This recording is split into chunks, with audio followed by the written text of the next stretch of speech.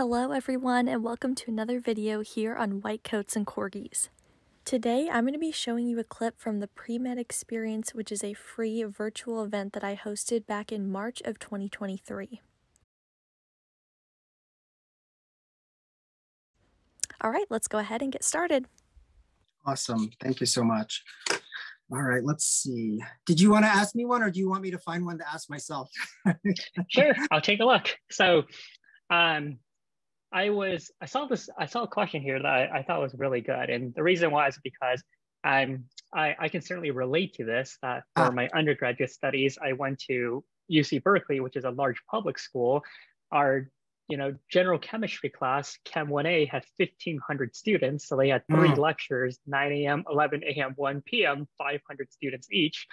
And the student is asking, how do you build relationships with professors through college? And ultimately, how can this lead to a recommendation letter? Yeah, oh, that's such a great question. And that's sort of just like, an issue that everybody struggles with us every year, especially as Ken mentioned, when you're in a very large class or you're a non-science major and you're trying to look for a science professor. Basically, you feel like your options are limited.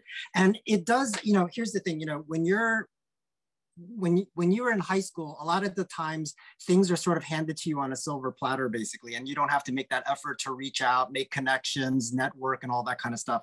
Once you get to college, it's a whole different ballgame, in general. You're the one who has to be very proactive. You cannot be waiting for professors to come to you or make an effort with you. They've got a million other more important things to do, quite frankly. So in terms of developing a relationship, with the ultimate goal of, maybe gaining a good experience with them or getting a letter of recommendation, there's a few things that I recommend, doing basically. Number one, for any class that you're taking, well, of course, try to get the best grade possible. That's one of the most important things, basically. Do well in the class.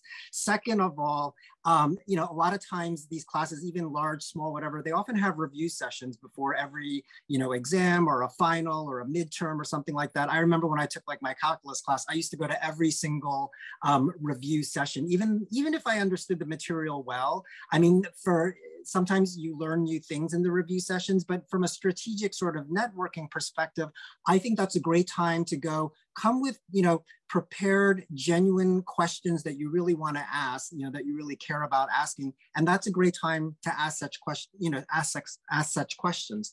Another thing, of course, is that, as we all know, our professors have office hours, basically, right? And so that is something you want to take advantage of appropriately. And what I mean by that is, you don't want to just, try to build a relationship by dropping by anytime and just chit-chatting and doing all that stuff. That is a very poor use and kind of a disrespectful use of the professor's time. You have to go there with a purpose, basically, something that you genuinely, again, I know I keep saying the word genuine, but sometimes people come up, go for disingenuous reasons. And I feel like seasoned professors and even human beings can see through that, basically. So you want to go with genuine questions. If you're struggling with something or you really want to know about something, yeah, take advantage of those office hours to have a sit down or even set up a special meeting outside of the office hours if you feel like it's going to necessitate, more time, basically. And then I think one of the other the third way that you can really develop a relationship with a professor is, again, if you're doing really well in the class, to consider being a TA for the class. That's a great opportunity where you can demonstrate, how proactive you are, your knowledge, your skills as it relates to the class, your leadership ability as it relates to dealing with other students, basically.